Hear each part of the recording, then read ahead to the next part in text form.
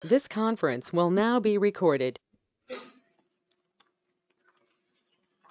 we'll call the meeting to order. I think we'll go through these first five and then we'll jump down to new business. Well, Roxanne is on there. Approve the agenda. I'd like to add a couple things to the agenda. Unfinished business. I'd like to talk a little bit about the pool and unfinished business that we talked about Charlie and his trees. And we were out there this week and he wants me to bring it up again, so I'm gonna do that. And then for the new business, I was talking to Kim and on some projects that we got coming up down there. She would like to see us put a timeline on it and so she can get it on schedules. So I'd like to add that to the bottom of the new business.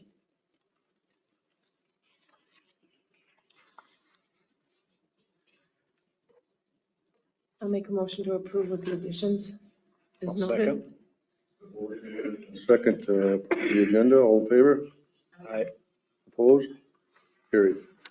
Approved minutes from September 5th.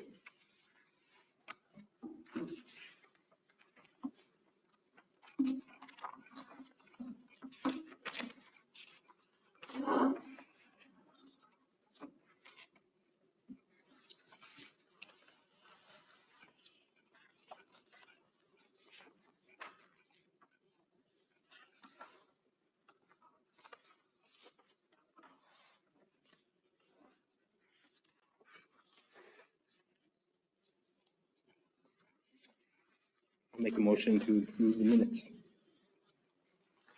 I'll second. We have a motion and a second to approve the minutes from September 5th. All in favor? Aye. Carried. Approve accounts payable. So I don't have the new one from Kim. This is still the one that should have been presented last month. I'm guessing it probably hasn't changed a whole lot. From October to. Yeah. Okay, well, we'll just approve what she's got here then. Sure. Oh, sorry. I'm thinking your financial sheet, no, your accounts payable should be fine. Yeah, Okay. but I think the page after that is what I'm thinking of from Kim. Oh, yeah. I was thinking, I mean, EDA. Okay.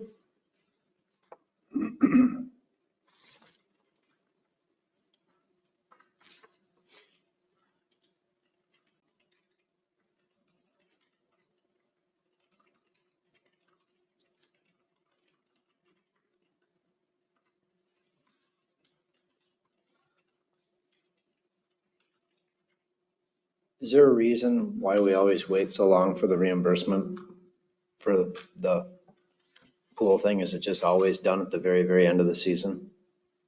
Yeah, More of a question. Emma didn't get the receipts to them until the end of the season, so. Gotcha. Yeah, we'll reimburse them whenever they send them. They usually don't send them till the end of the season for whatever reason. I'm not sure why. To keep them employed. Well, yeah, true, we wouldn't, even if they did submit them to us, because, yeah, we did say that they had to be employed Complete the the full year. season. So, yeah, that is true. But either way, they didn't get the receipts until the end, so. And the 50 amp service, that is a permanent forever thing that's there, right? That wasn't a temporary, that's available for next That we year. did for the It's all there. festival, yeah, right, Mike.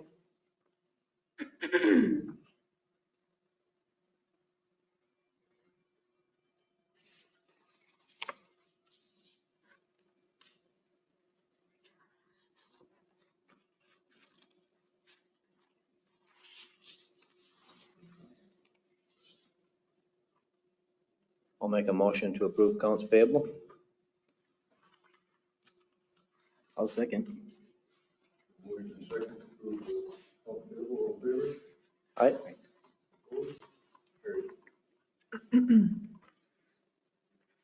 So can I ask a question? Yes. Do then we have electricity then on both sides of the road? Okay. Because I'm assuming this was put on the one side so that they could be on the opposite side this year or on the north side of the road? I think we added there was some requests for those 50 amp services, so we added some. We added some to the north and to the south side of the road. Okay, all right. Because they had been using the power from the bridge, but I don't think that was quite enough, right? That was my understanding. They didn't have a We only, second 50 amp service over there. we only had one 50 amp service that was requested the year before from the Java Junctions. And then, so there was a lot more requests for the 50 amp services, so we just added one. Okay, all right, thank you. If that's all right, I'm gonna jump down to new business. And, we got Roxanne here. Is that all right? Roxanne, can you hear us? I can hear you guys good. You okay? Can you hear me okay? Yep. I think I recognize most people, but if it would help me just to kind of go around and, because I'm not that familiar with the park board. And introduce yourselves. I'm Mike Schulte on this side over here. Okay. Troy Neffs. Gary Goffman. Brian. And Miranda. Okay, thanks you guys. Well, thanks for accommodating me by doing this via Zoom or whatever. It's nice not to have to be kind of in your own house and just kind of pop into a meeting. But anyway, 2 reasons I wanted to come to the park board. I've been active on the Goodhue Pioneer Trail for probably over 25 years. And I'm coming to a point where I need to kind of get rid of some of my obligations, my volunteering. We basically, I mean, I still have my shop in Zumbrota. We still have a place there, but we are pretty much relocated up to the north woods of northwest Wisconsin. The trail, as you know, is so important for our community. I mean, it's a wonderful, wonderful asset that we have. So I guess I'm here, like I said, to educate you a little bit about the trail if you have questions.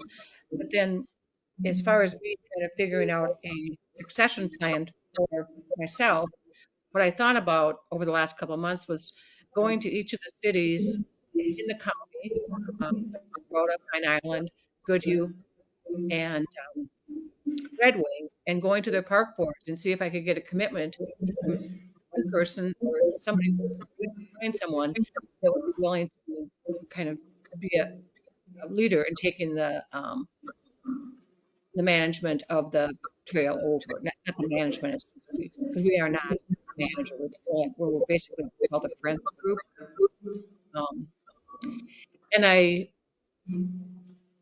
And with that, I mean, the other part that I'm thinking about, and I've talked to a couple of people at the city before, is many cities have been on the Goodhue County Park and Trail Board for 15 years.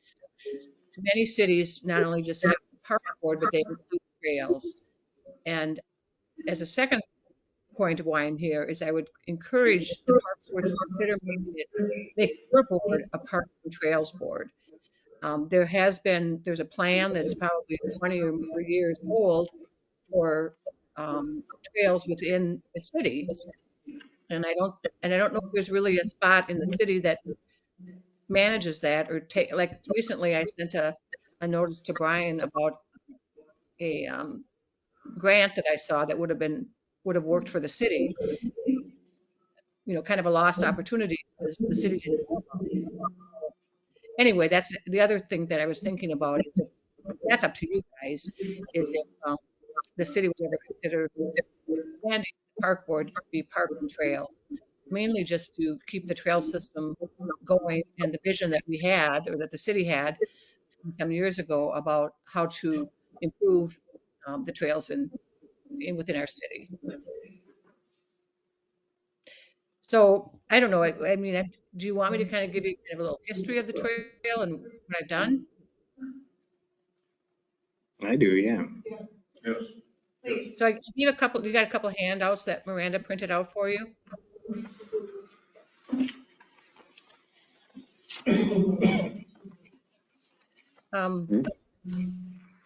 So the Goodhue Pioneer Trail is a state trail. And it was authorized by the legislature in 1994, which means we're getting next in a few months, it'll be 30 years we've had our authorization. That's the first thing you have to do to get state money. And we were able to get that authorization. The trail, when completed, will go all the way from Red Wing to Pine Island. What I don't have on there, which I should, that we also had an authorization for a spur that would go to Mazeppa and Belchester if they wanted. So this is all done by legislative action. Since that time, we have gotten approximately $3.2 million, and part of that's been state bonding money, and there was also some federal, called ICE-T, and bridge that we put in about 25 years ago near Hay Creek. So the trail, as it is right now, and if you look at the other map, they've completed a little over 5 miles from Red Wing to Hay Creek.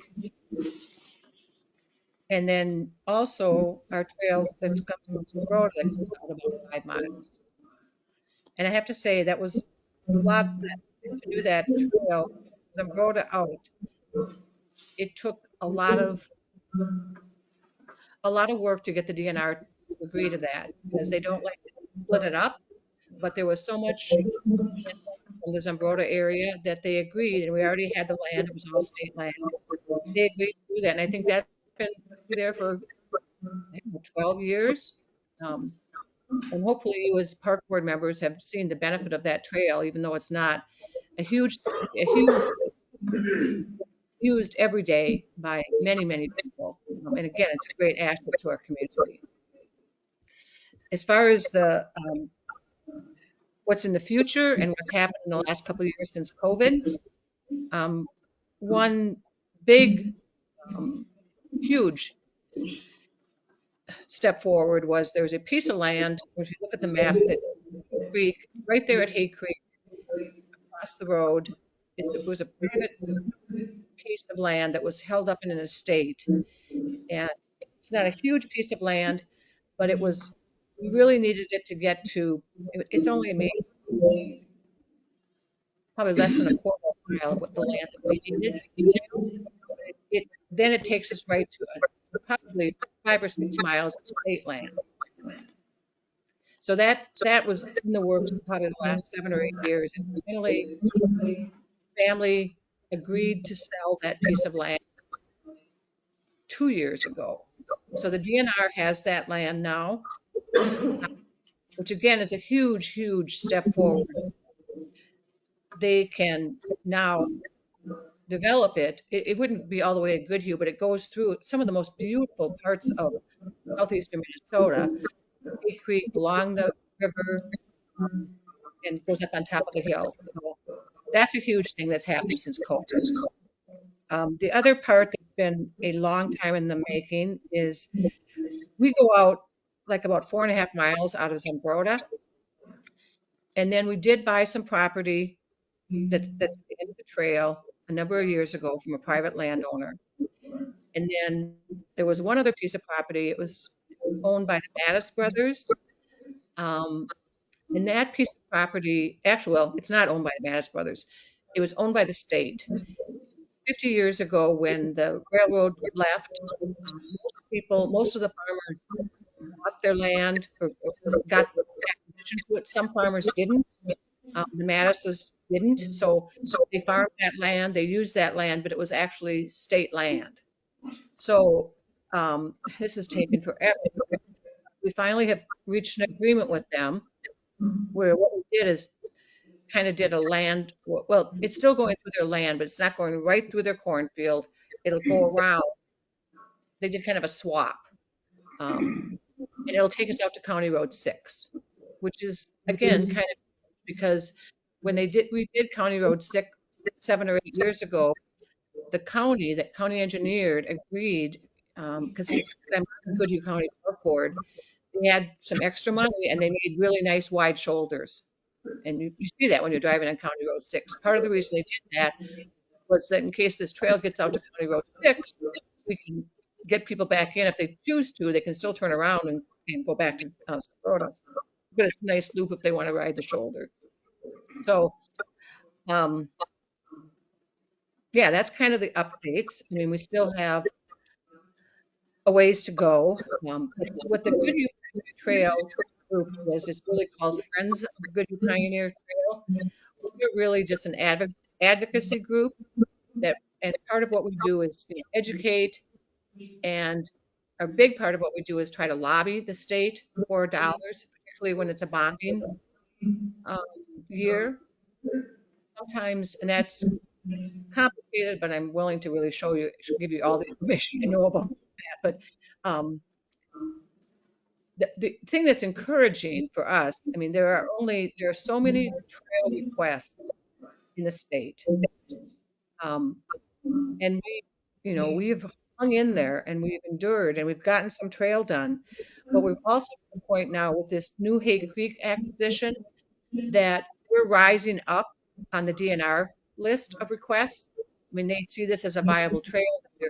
So when it comes to a bonding issue, the DNR puts in their request. And Frank hasn't been on there, but we've still got money because we've advocated and gotten our legislators to sign, to author bills, and we've gotten some money.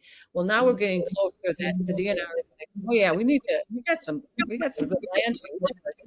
And these guys have done something. So anyway, that's encouraging, very encouraging. So it's not, like I said, I've been doing this for 25 years. It's been the other thing that we did, that was when we partnered with the city. We used some of the DNR grants, but it was a city grant, is we built a trailhead. That was a grant from the DNR, but it's really a Goodhue Pioneer Trail that's across from the city hall there. And that was done probably 7 years ago. Everything gets kind of, so that's a very brief update about the trail. I'd like your feedback and questions. I'm open for that.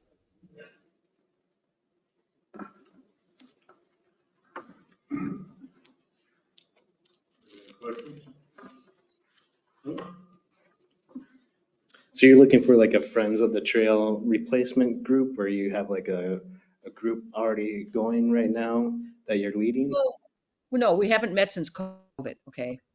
And I do have a list of people that were interested before, and I'm sure I've got some people on there. But to try to get this, to kind of get it kickstarted again, because kind of my thought was maybe to go, like the first city I've approached, to go to the cities, to their park and trail boards, and see if there's anyone that they can find from their board or maybe another volunteer that they know that might be interested from the city. And we kind of start, we already have the friends group, but it's like, I'm ready to bow out. I've done my 25 years.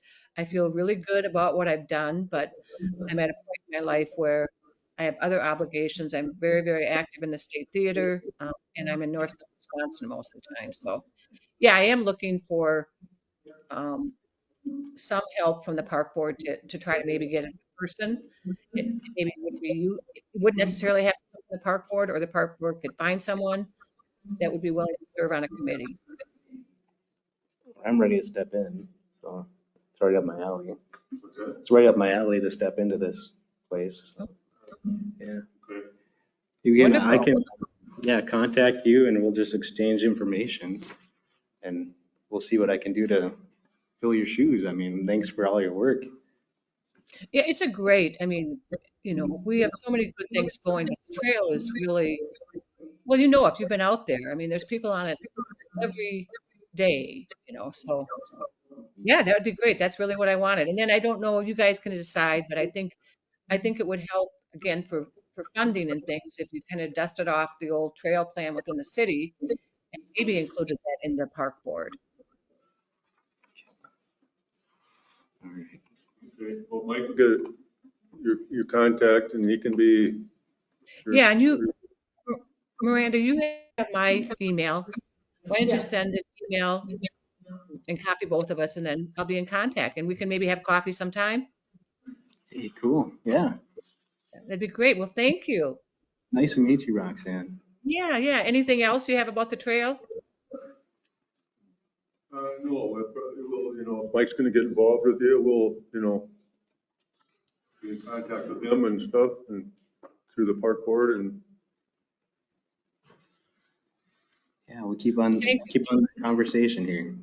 Okay, thanks. It's another, this trail is one of many assets that we have for our community, so thank you so much. Mhm. Thank you. Well, thank you, Roger. Okay. Very good. Yep, thank you, bye-bye. Thanks, Mike. Thanks, Mike. Easy, yes, yeah. Okay. We'll go back up to the unfinished business of the campground shower and campground discussion. We kind of talked a little bit about it last, just to talk about it. We didn't get the grant again, and there was some things in there that they were asking for us to do. Trails to the Gaga pits and all that stuff. And kind of in our discussion last month, we, thought it was kind of important to move forward with this project. And, we want to wait another year to see if we get a grant or, so I told I would check with Kim to see if the funds are there for us to move forward with the shower house and the campground without waiting for I guess when I brought it up, it kind of, when they were asking to do this, this and this, it's kind of when you do get grants, they kind of are in control of what we do and what we can't do. We learned that on the riverbank here. They won't allow us to cut that. So anyway, I went to Kim to see if the funds are available there. Mike has given her numbers on doing the whole campground and the shower house. And the numbers would be there for that. And I guess what Mike is, and we thought if we want to get this going for next year, Mike would have to get on board this winter to get all the numbers finalized and get, the construction workers are always way out. So to get on the list for next spring, that's what we were. And I guess that's what we're looking for here tonight is something that the board decides they want to go ahead with what we've got and just do that. And Mike's looking for a vote on that to move forward on getting the people lined up for next spring to do it. And to get a firm number. We've gone out and got quite a few bids. I got stacks of bids and it'd be nice to know that we're actually going to go forward. So we're not always going back and asking people for these quotes because it takes up quite a bit of their time. And the scope of work is the shower house? Shower house and 10 new sites along the road there. With water and sewer and electric. Okay. And then is that then the path to the Gaga pit that We don't have to do that if we want to apply for a grant again. we don't have to, that's not stipulated in the grant that we received? We haven't received it. Oh, okay. Oh, I thought you said We we were had got. turned down with a grant, and then they said to make it, a little more better to get a grant, they wanted us to do these things, and there's a cost to that too. So yeah, we have not received a grant, so that would be not doing any. They did do but that had nothing to do with the grant. That was just something that felt needed to be done for down by the playground and stuff there. And they went that way to make it's handicap slope and everything, so. And by the way, if you haven't seen it, I think that turned out, the whole trail system turned out very nice. They widened it to 10 feet.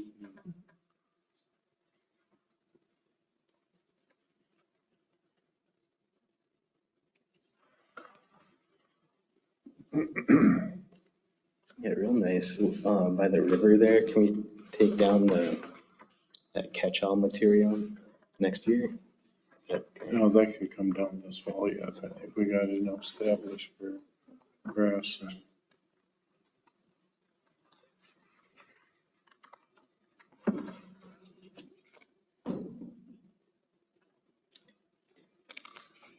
So you've already started getting bids?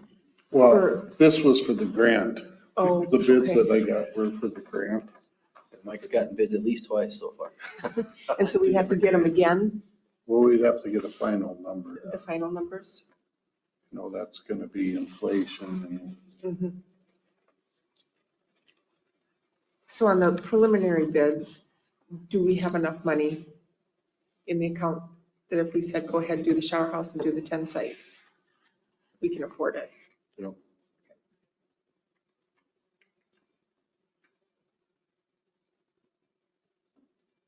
If we do that, then what will we be able to do?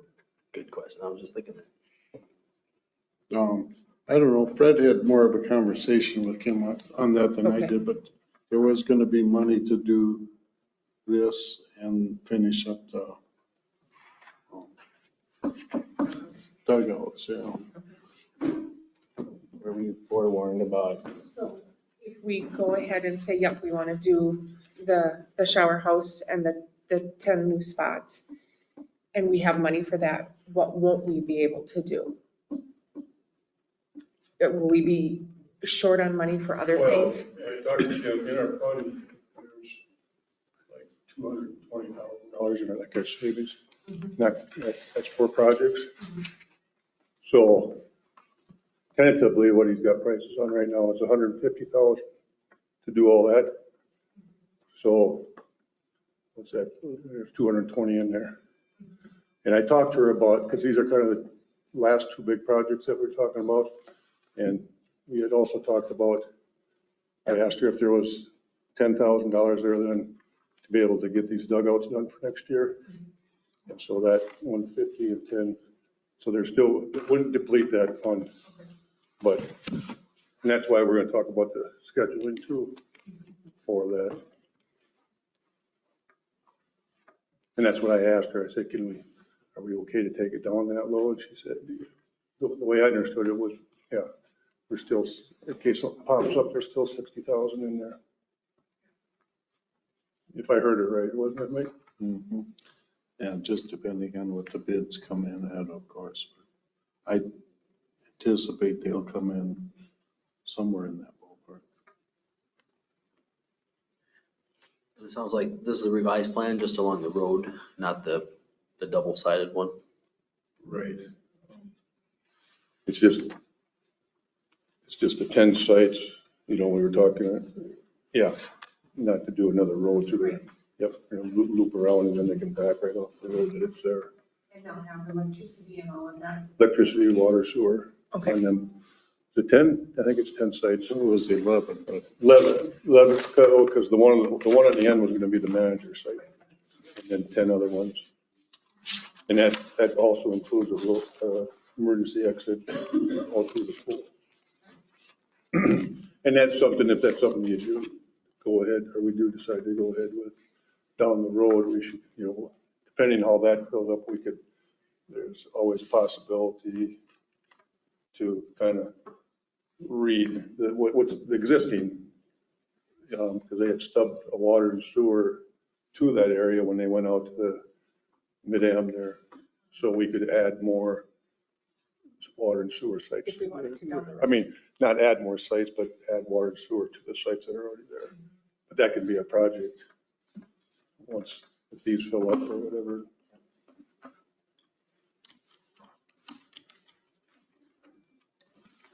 Farther away from all those homes too, Right. doing just the one We line, so thought that'll it be more palatable. It's kind of compromised a little Yeah. bit with them too, to Yep. keep them all happy. And So it appears that we listened to them and heard them and, We did. yep, so that's Absolutely. good.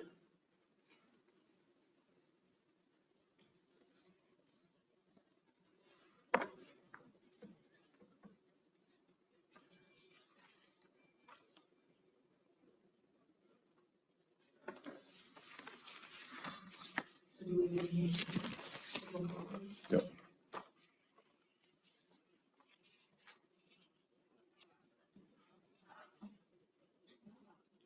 And we had a very, as far as when I heard, a very good year for camping down there this year.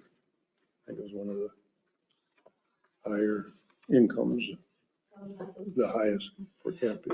About $25,000.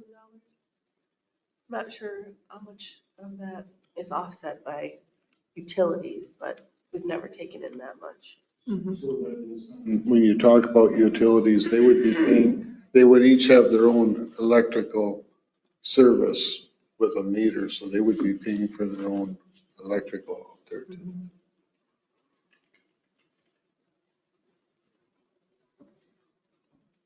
And a lot of campgrounds are doing that. Yeah.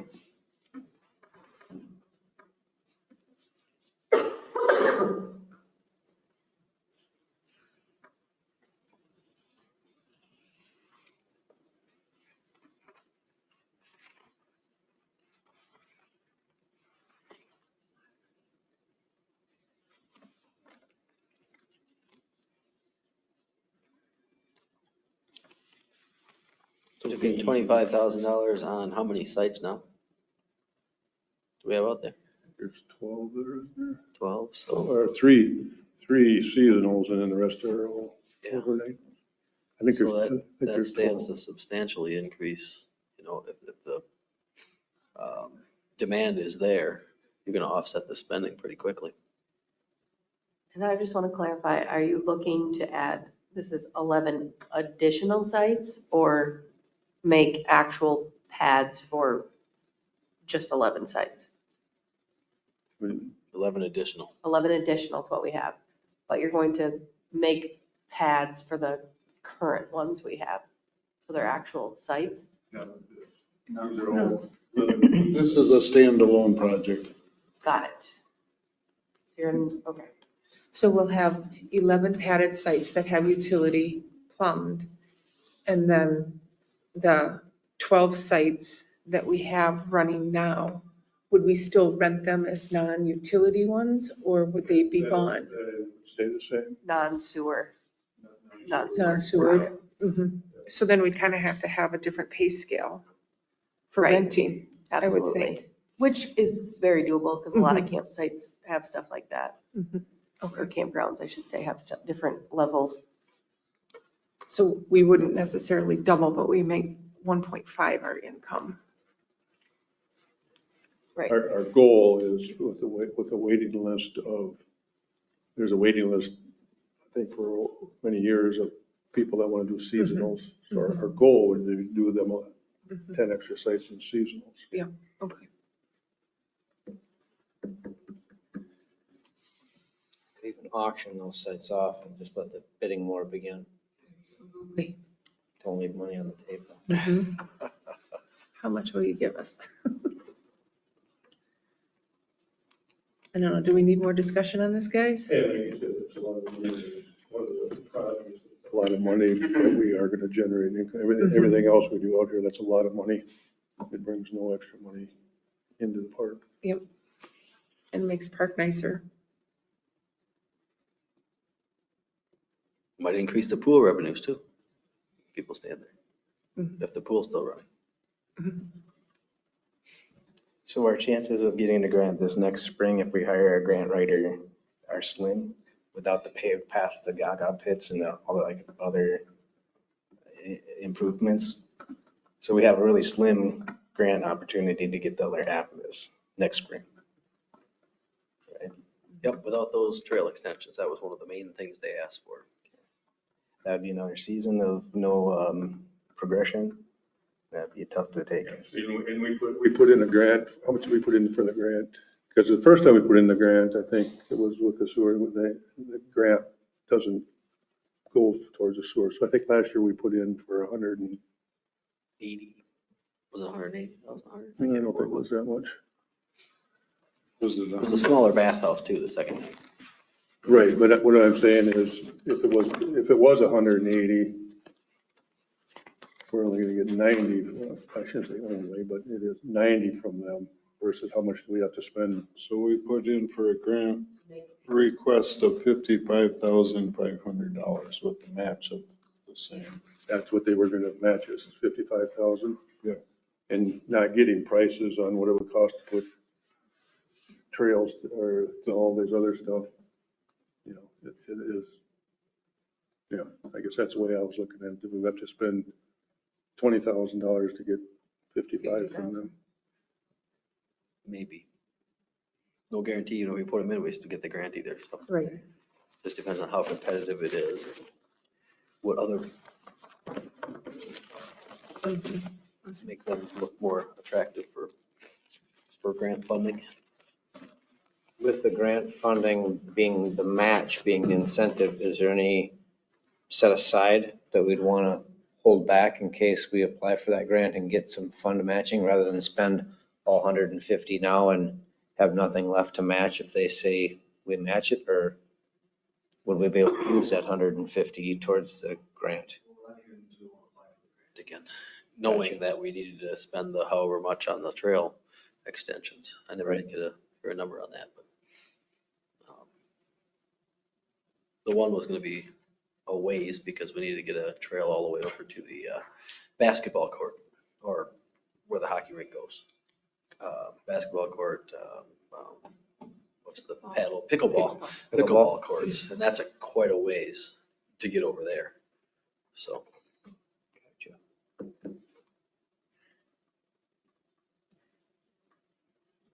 We almost need a design, and it would be like a phase 1 of the pool.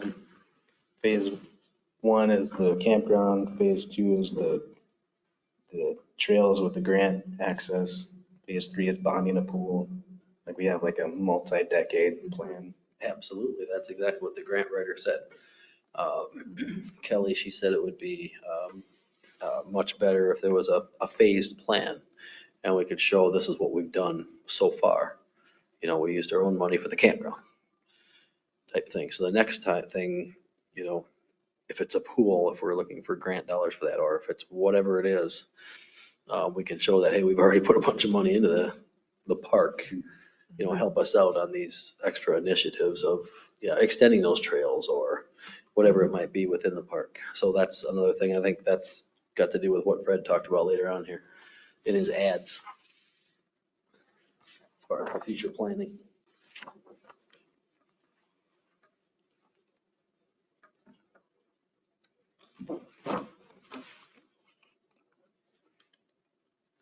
Did the park board or did the city pay for the trail extension that went from Kids Kingdom up the hill to the bathroom? Or where'd that funding come from?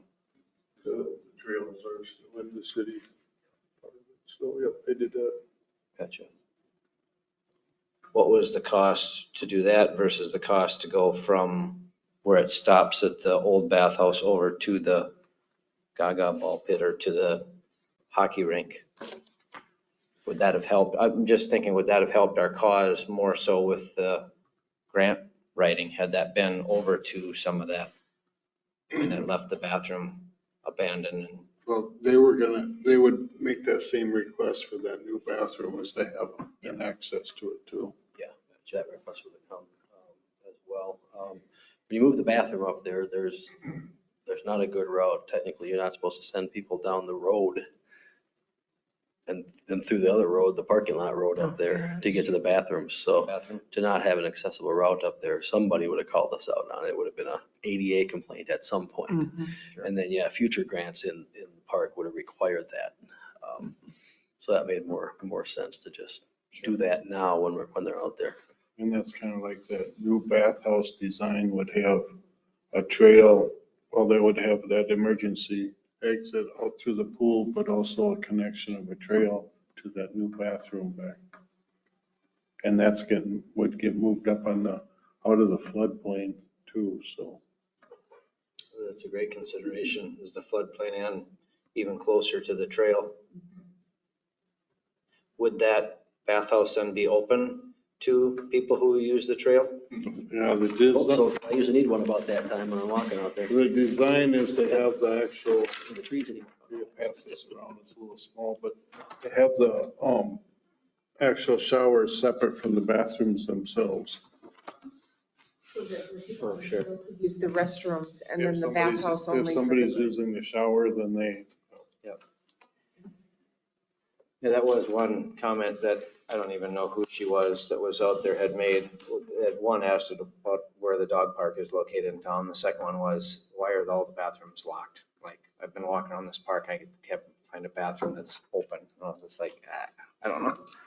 So that was one thing that's just, I don't know if we can go to, Summer here then? yeah, just like this Usually last they get weekend. open at 8, don't they, and then close at 10 or something? Right. Yeah. And that was the thing. They were out walking and the bathrooms were all locked. they were closed, you know.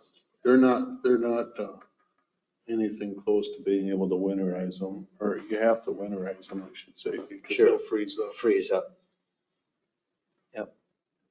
Gauge how cold it was gonna get. It got pretty cold.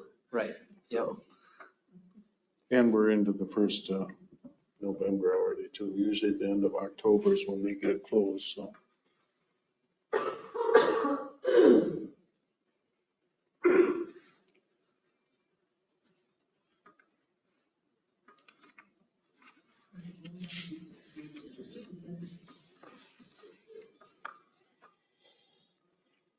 All right, I'll make a motion. Moving forward with the campground shower and the 11 extra campsites as presented. I second. Motion and second to move forward with the campground sites and shower rooms. All in favor? I, Opposed? Carried.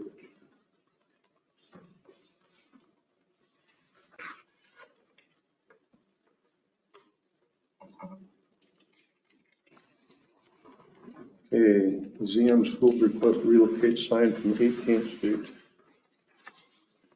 You know about that? Is that the champion signs? Yep. The two-sided, they want to relocate the one up there closer out to the road. That's in the And packet then they want to too. take the other half of it because it goes, and put it out here by the ball field, coming in on 58. So that's in your packet too. The superintendent was out there with myself, Mike, Larry, Brian, looking at the, where they wanted to. And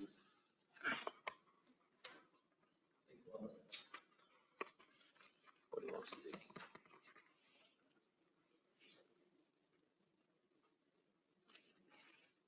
yeah, and where they wanted to put them and stuff, it didn't seem to interfere with anything at all, so. School staff will do the work, he said. Oh, that's even better. That's what he said. Booker's business at all, or No, Land. it's still on the parkland? Yes. yeah, see, there's the. Property line is marked pretty well out He, there. he's on the parkland, He's on the parkland, Right. okay. and he knows that, and it's just been an agreement. He's offered to buy it many times, we just don't want to. Yeah. But, Okay. yep. So I'll make a motion to move the signs as presented. I will second. Motion is second to allow the school to relocate signs. All in favor? Opposed? Carried. Dugout discussion. Okay. Well, the first discussion on that, I think, is that we've got some material that's left from, we'd gotten all the material here and then we found out that code-wise it wasn't gonna work. So we sent back everything that we could. That wasn't special order. We have a couple items that were special order that Mike is looking at permission to put it on. How is that? We can do that? the Houghton auction. I thought it had to go through like the Frisbee golf things. Go back on. Houghton's too, but good luck getting the, It had to go through the state. no, we just have to put it out there for, Okay, public bidding or whatever. So all right. So there's some OSB and some 24-foot 2x6s. Yep. They're not pressure treated 2x6s. They are. Can we use them for golf tees? For disc golf tees? I don't, I mean, the 2x6s. Frame up some tees with them and dig them in? Just the 2x6s. Right. Yeah, I think if you want to put something like a 4x4, if you, that's what we did. And actually, that was, you know,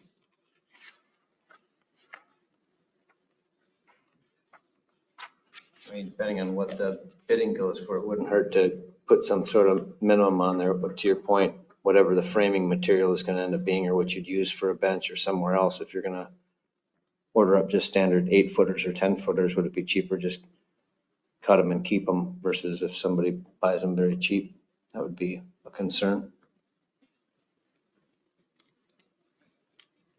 I think we have on there the 2x6s, they were $35 each. We had 8 of them, so we got like $280 into the lumber.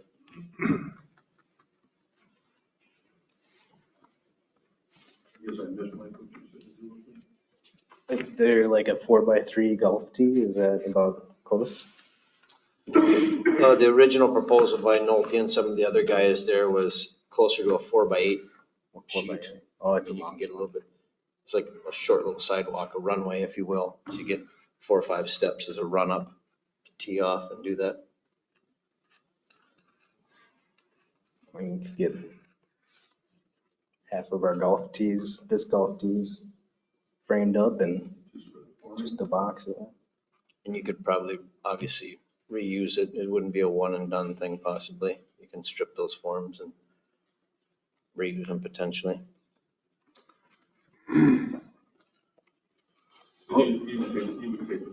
after you're done pouring, isn't it? The problem with those being that long and stuff, we don't have a place to get them inside. They're gonna twist and warp so bad that Correct. Yeah, those must be heavy.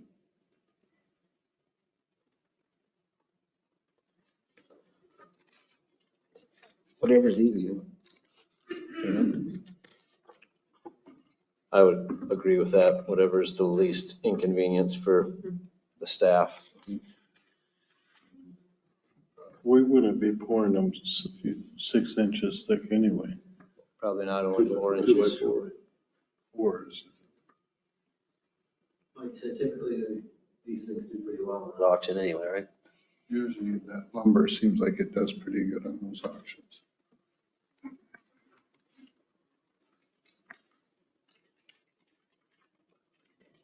If you need a motion, I'll make a motion to go ahead and auction these supplies. I'll second it. A motion and a second to put a couple lumber items on the auction. All in favor? Aye. Opposed? Carried. Okay, with that dugout discussion, I know we had, I think we just got to spend the money and have this, whoever, Peterson or whatever, draw up something, code for these. Yeah, I don't have the capabilities anymore to do it. I sat down, I thought, well, I can do this, and I got into it, I'm like, I can't do it anymore. My code knowledge has left me.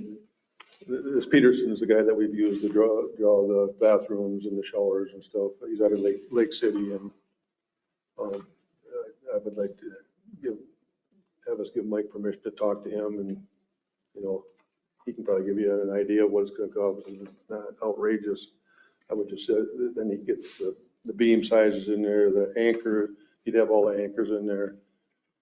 So if there is volunteer help, they can just look at this plan and know exactly what to do, and, you know, have him come up and measure the slab so we get, you know, so. I think that'd be very advantageous because the Minnesota Twins used to, and they haven't for the last year, but they used to do a fund matching grant. And that comes right around January timeframe. So if we could have that bill of materials and the cost of what we're gonna go for, we could then bring it back to the park board and say we'd be willing to match 50% if the Twins could potentially do that. Well, there's an opportunity for that. Kim, you know, my thought on that is just go as if we Can't. don't get that. Correct. If we do get that, we can go back into our general fund or whatever. Get the design in place. Yeah. Get the Design's in design to place. Submit, and you can tell them, hey, Right. this is ready to go, ready to Yep, fly. no, definitely.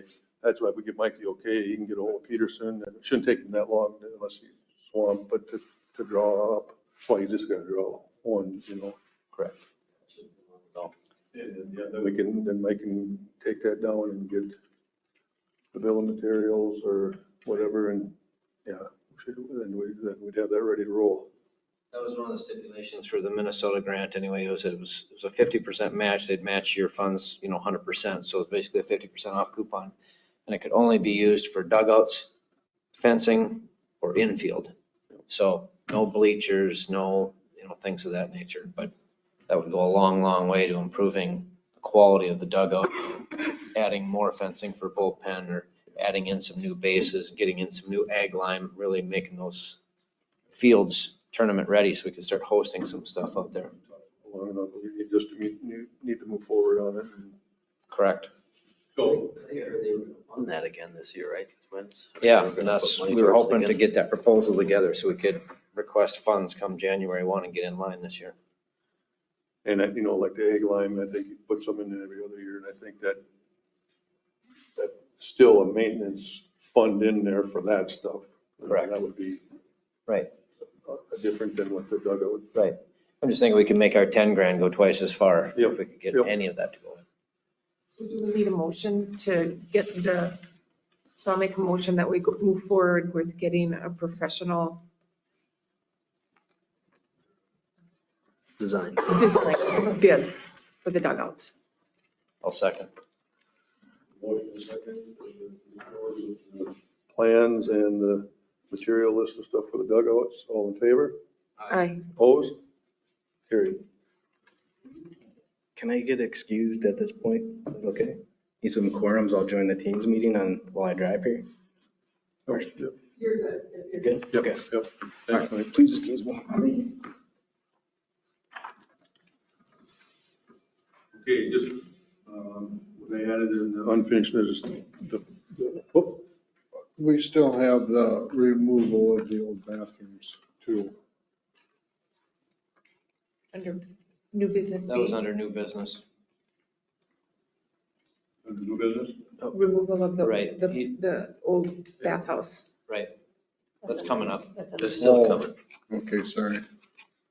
And the only reason I put the pool in there, I'm thinking, through the winter here. I'm just bringing it, this is probably my last meeting, so I just want to encourage that I think we need to start talking about this pool again. Nobody likes a quitter. Huh? Nobody likes a quitter. You're making me get off. Here, you don't need Yeah, you can stay. I didn't hear a motion on that. the right direction. I'll make a motion that you stay. But I just think through the winter here, because originally we talked about if we're gonna vote on a referendum, that would be coming up in 24, a year from now, and that'll sneak up on us fast. So we should start talking about that again and get a pool design and all that, and get Burbach probably involved again here. And so we're ready to go for 2024 when it comes time to that. Right? Anything else? This morning I sent what day is it? Is it Monday? Today is Monday and you Yeah. just sent it out today. Maybe it was Friday after we. I sent Ellers, our financial consultant, an email asking about the process for gearing up for a referendum. So waiting to hear back from Rebecca on that, but it'll be a combination of Rebecca and Burbach, I'm sure, leading us through that process of the question, and what it looks like. And you're right, it'll have to be probably a revised cost. I think we kind of settled on that one. Well, it was a $6 million design, wasn't it? And it's probably going to be 7 million now, but who knows? But the city bonding portion is still in the capital planning as 3 million, which ends up being 3.2, but yeah. To even go forward to see what that's what kind of Burbach wanted to know the last time he was here, how much. Yep. The fundraising and stuff. Yep, so I can contact Burbach as well. And, like I said, that pool, when the Chatfield design was like 5.5, but like you said, it's probably, so that's what I think you gotta start discussing. If it goes to 6.5, maybe we have to adjust the size or whatever again and regroup that. Cause General election, 2024, there'll be a big turnout because it's the general election, the presidential election. but I think that's where we wanna be, let the Yeah. people decide it. It'll get a good cross-section. Everybody won't be, a huge number of voters will be voting on it. It won't be one where people who just don't care at all don't come out, or, people are gonna come out, so there's gonna be a lot of votes. So then you'll know what the city wants. The topic coming up here from now until then is to get that. And so that would be November of 2024. Yep, Yep. So we have to work back from there with the pool people the pool people, and then in the all the city. things we need to submit to the state for the question, and I'm sure Matt will have to be involved in the wording of the question, because it's gotta be very concise on what this is exactly what it'll do to your taxes. So I think first, one of the big things you gotta do is just relook at the design of the pool, get Burbach involved, they can run that cost again and see what. Yeah, and then I'm assuming, it'd be nice to get to see the fundraising get going in earnest, with pledges, not necessarily accepting money. Excuse me, but, I would imagine, a lot of these things are done with a pledge that I'm gonna pledge this amount of money. Whatever business or individual or whoever, that would be due upon it passing. And we can kind of move forward with that early in the year here, being that we know what we can bond for and get Burbach to upgrade that, and then, because that's part of one of the phases, they help with the fundraising. Yeah, I can't remember what the cost was, but I went out and researched other fundraising, and yeah, it was a lot less money.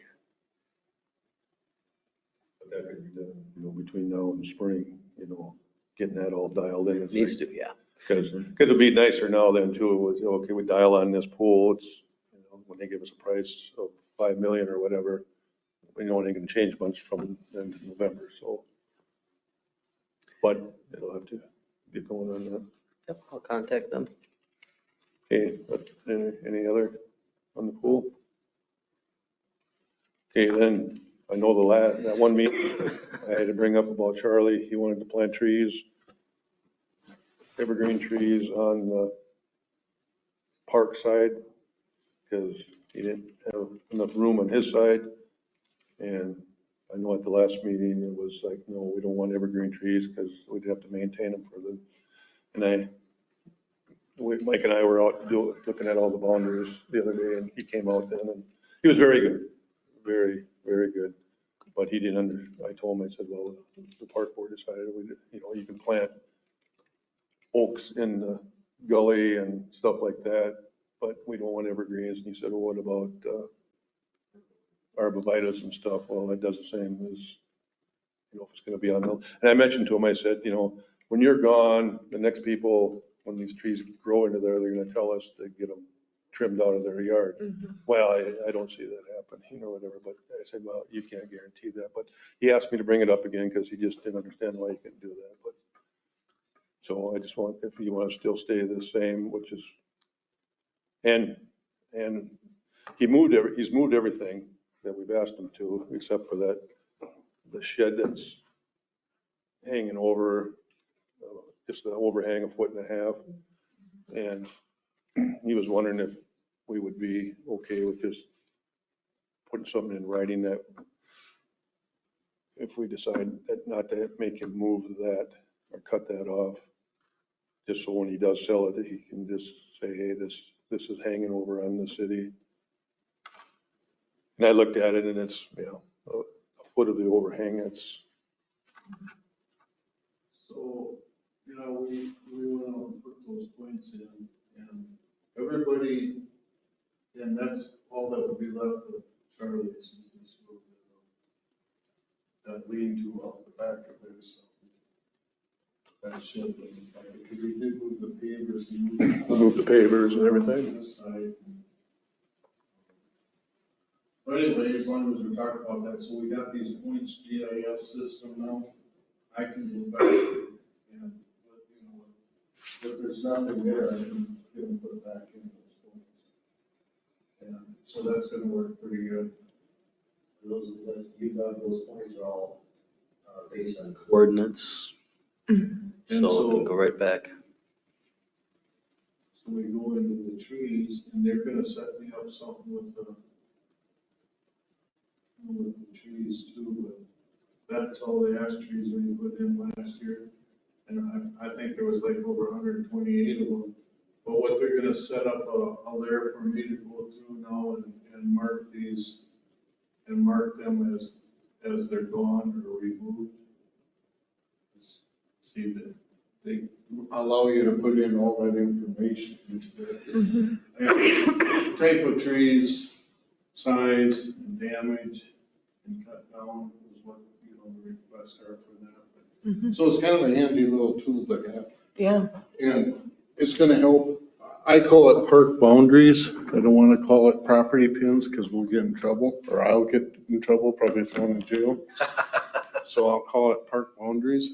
And we're gonna do that with East Park. I'll get those in, and that one up by, Bookers, we get, and then even our small parks, we'll get those boundaries put in around those small parks, so. Then everything's in, and if there's ever any questions, at least we've got it dialed in for ourselves. So let's talk about the overhang and getting a letter. That would be something that Matt could draft for us, couldn't it be? So that it's all, Yeah, what do we do with, but is anybody else hanging over or? No, everybody else got their stuff moved. It looked really good out there. The only other one is Ganroods, and we've already worked with him on that. the criteria for Ganroods was he didn't do it. He bought it that way, Mhm. and it will be removed when he sells the house. Or if it blows down. Or, yeah. If there's damage or whatever. Damage, he can't rebuild it. He can paint it and maintain it. Well, so It then looks nice, but if that's the precedent we set with him and his, then I think we should follow the same precedents with Charlie and his, that it can stay there until it's damaged and needs to be taken down, or when he sells it, then the next person it has to be taken down. Because it's a lean-to attached to a shed, right? Yeah. Is that what it is? And all that would have to be removed is a little portion of the roof, because the lean-to is Well, except for the fact that he's asking to get a variance on that too, because it was at 5 foot from rear lot lines, I think. yeah, you're right. So that's the other thing he was requesting, is that he would have to go through planning and zoning for that, but he's got to apply for a variance. So that if he applied for a variance for that, that would take care of our. And actually, if they got rid of the lean-to, then he'd be in really good shape. The 5 foot would be where it should be, but. It's two separate things. So the variance, you really can't grant a variance to overhang a property line. Right. Code-wise, you can't do that. But up to the property line. I mean, his setback, he doesn't meet his setbacks for that, so. So if you didn't have the overhang there, he'd be, well, yeah, then he's not overhanging the property line, so then a variance could be considered, especially in that location. I don't see an issue with that, but, kind of one of the main things was that Ganroods did not do it. They bought it that way. Should they have had a survey done? Yeah, they should have, but, unfortunately, Charlie built this, so you're deviating a little bit from how we did Ganroods, if you go that way. And I'm not advocating either way. I mean, it's 1.5 foot in the woods, basically, back there. So, but it would be a little bit of a deviation if we if we said that, but if you did decide to do that, I would say absolutely, you have to say it needs to be torn off. Or that part of it needs to be cut off when he sells the house, and that's gotta be recorded. The home, I would record that, with the county. And so that would be part of the search, the deed search and stuff. So at any sale, they would be notified that, hey, that's, it's gotta be cut off. Almost be easier for them to cut it off now, but, in my opinion, but. I agree with Mary. We already kind of set the precedent with another homeowner who didn't even build it and just bought it that way, completely unknowing, which still would surprise me. If I was that homeowner, I would think that that was a little unjust. Like the person who built it then should be responsible for moving it. You'd think you'd be able to go back into that and get that person to do it. Yeah, no, when you buy a home, you take on responsibility of whatever's there. I don't know if they try to go back, maybe you could, I don't know, but as far as the ordinance is concerned. Right, and most people would say you should have your property surveyed before. Absolutely. Yeah, but with that said, I didn't have mine. Right. surveyed Well, either, there's so not a maybe lot of people that do. No, because it's expensive. Go through and follow all that stuff, but they're not responsible either anymore. Right.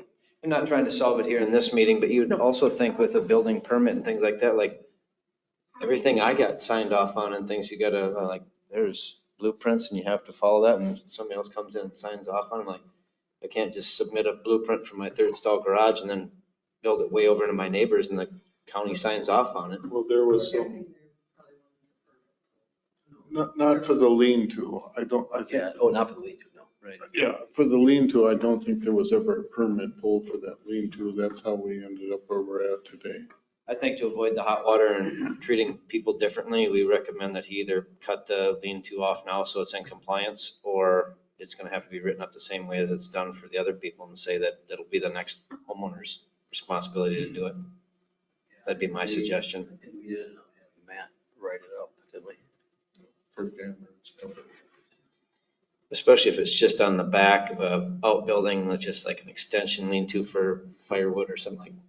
Just take off the extra 12 inches on the corner.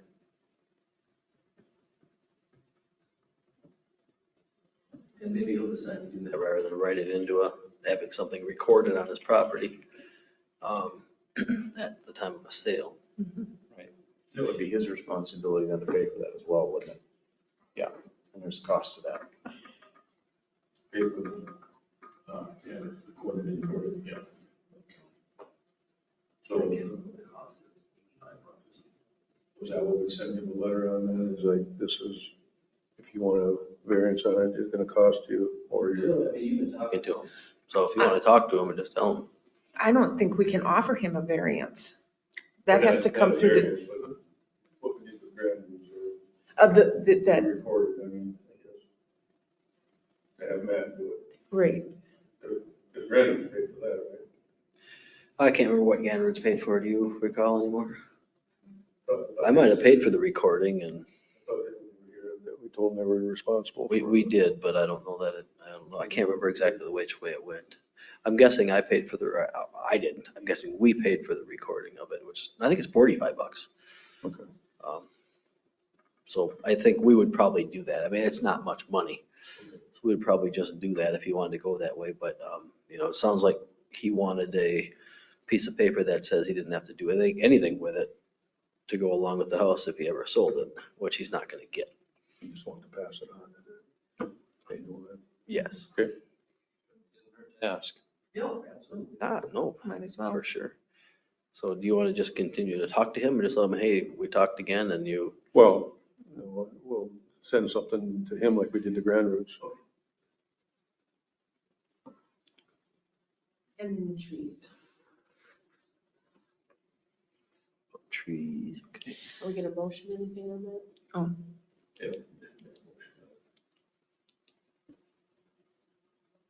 You're looking for something to essentially, Tell me what it is. Tell me what your motion's gonna be. right, because last time we said the same thing, that we didn't want any new trees on park property. But you're talking about the first one, Miranda? yeah, I think that. Well, you can roll it into one motion if you want to. Okay, so let's talk about the trees then. He wants to plant trees Is that on here, Mike? park Oh. property. Is that what it is? Go Or within to park- his backyard there. Park property, park boundaries? I thought you already said no to this. Yeah, we did. We did. So where his, Wanted to revisit it again. yeah, where his property line is, there's not a whole, he doesn't have a whole lot of backyard there. He's got a fire pit actually that's, I don't know, pretty close. It might be over the property line actually. Or pretty close to the property line. You would have been told to move it then. Or the park boundary. Nice recovery. Keep going. Well, if, So he essentially, What is that gray spot there? Right by your mouse? The blue spot, Yeah. tarp or something. You have a Mike, right? That's his house. You got a, Yeah, that's. where, is that his she shed there? No, the she shed is down back towards you, Mike. There's the shed, right above the green triangle. essentially what he wanted to do was put the trees up in here, right? Right. Or down, I mean, down towards the gully. No, right where you got the arrow right now. That little bald spot right below the arrow. There's where he wants to And put what did he want to do? Plant 3 trees in there? three evergreens.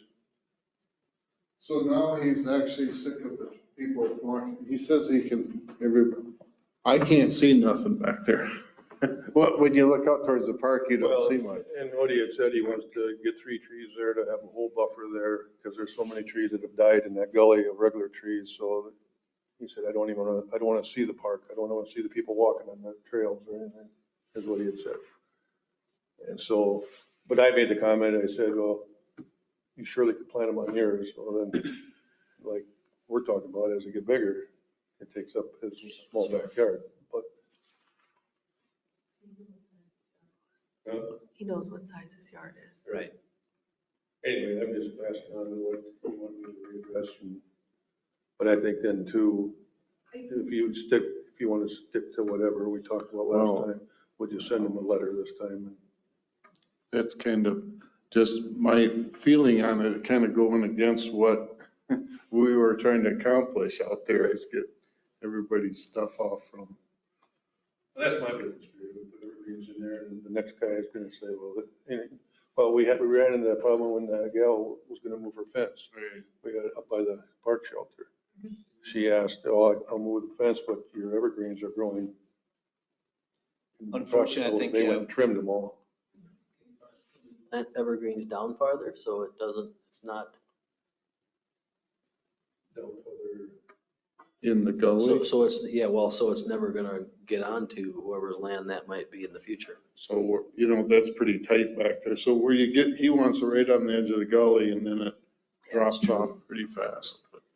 Unfortunately, I think you gotta treat this just like you would with any other property in town. I mean, if my neighbors chop down a nice shade tree in their yard and I don't like how it opens up my whole backyard, I can't tell them, I'll pay to have brand new trees put in your yard, but I don't wanna make my yard any smaller.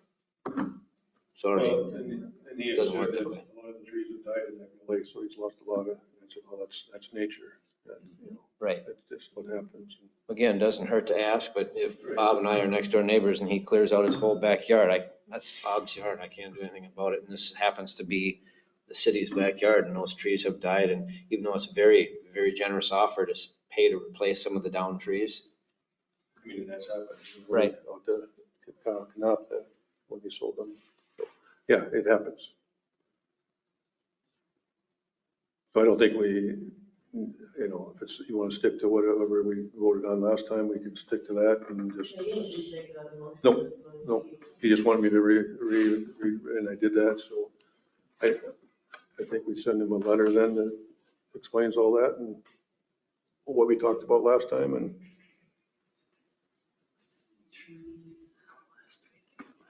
Okay. And then, I'll just kind of say that's what we're willing to do on the corner. I'll just tell them this is what we're willing to do on the corner. We'll allow you to keep it for now, but we'll have to write something up and record it on your property that needs to be removed when you sell the house. Because I'll just tell them that's what we've already done, so. That's the precedence that's been set. I thought that we told him he had to remove it though. If he sells. Well, we did tell him Yeah, we told him that he had to remove it. originally But because the he didn't build precedent it. we've set with other people is it can stay as long as you own the property, as long as there's no changes to it, no nothing. And if it burns down or something, it stays, right? That's the precedent we set. Yeah, but with the other thing that we were going to allow that precedent or that for anybody that did not build it. If you built it yourself, then you remove it, is what we were So saying. So that is kind of a little bit unique too. So are we- Are going back on what you initially Okay, said. so now wait a second here. We had originally told him he needed to take the lean-to down. Yes, Well, the corner, not the The whole. corner. he could not cross over on. Over city on our property. line. And now he's asking us to renege on that, Yes, Well, he's asking us to reconsider that. reconsider Yes. that. Okay, so now, but we made John move all his, didn't we move, he moved plants? everybody had to move everything Yep. except for the person that didn't That do it. didn't do it. That's an interesting point I didn't consider is that, Remember that? I didn't remember So that then either. now he's asking for a special circumstance for his foot corner. Yes. Yeah. And, I mean, looking at it, I mean, he surely can cut the corner. And if he cuts the corner, is it going to ruin the integrity of his lean-to? Is it going to become, is there going to then be water flowing into the shed and causing the shed to rot? Well, if he cuts it off, he's gonna have to repair it. Right. So, It's not up to us. He'll have to put another soffit on. right, and so it's You just have to revamp it. feasible. I mean, it's not going Yeah, to it's not, destroy it's his not whole gonna be a entire hole. No, structure. it's not gonna be a hole inside. It Okay. doesn't look like. So then I think we just have to respectfully decline and say he needs to fix it. He needs to get within his property line. Then now you don't have to change your Correct. motion. Yep. Your motion is what it was. He had said when we came out, because we told all these people originally in October, he came out and said, oh, I've been looking for you guys to come and check everything out. So So he we just was have to waiting send to him another see. letter that says that. Because if that's the case, then everybody else that we told had to do something if they would have come and Because I- waited and not done it when we asked them to do it. Because you And even so- told John to quit mowing. public And property. he did, Yeah. He's got his area back to where it should be and Yeah. So we have to be fair across the board to everybody. Fox had moved his shed Yep. a foot Yep. off that he put on there. Yep. Yep. Bryce moved his junk And truck a above all, we foot. have to be this fair and the same to everybody. Megan That's a with great her point of fence. clarification. Yeah. Thank you. Thank you. I'll draft the letter and then I'll review it with you. That's the only one that we have to send a letter to. Yep. Nope, I like it. Okay. Okay, we're going to new business. We did Pioneer demolition of the old Covered Bridge Park bathrooms. The city crew needs permission from us to take that down. Please take it down. I make a motion that they take it down. Does that include the trail that leads to it? Because that looks really bad now that we've. The trail there. Right, we literally did the corner and then just said we're not going that route. You're gonna tear that all up right away and then just put grass seed and everything in there. Okay, I got a motion, Second. and a second to remove the old bathrooms. All in favor? Aye. Opposed? Carried. Okay, the next thing on the list is campground reservation system, Rover Pass. I think this is just something you want to run by them, right? Yeah, this is just something that Tim and I have kind of been talking about in-house. If you guys are, well, you are going to be expanding the campground. It wouldn't be a bad idea to consider something like this, just because I know that I still do get a lot of phone calls of people wanting to make reservations and they're very hesitant when they can't. So this handout just kind of goes over the fees. It's free you don't have to pay monthly if you have, I think it was 25 sites. But the guy was saying how with our tent sites, we could get to 25 sites. He said because we just have to mark them on a map for reservations. But I mean, once the people got there, they could still kind of do whatever. Otherwise, it would be $99 a month, and there's a $3 service fee that everybody pays. And that goes towards that $99 a month. So if we had, 30 bookings in a month, then we would only owe $9, because I think that, what is that, $90, 30 times 3?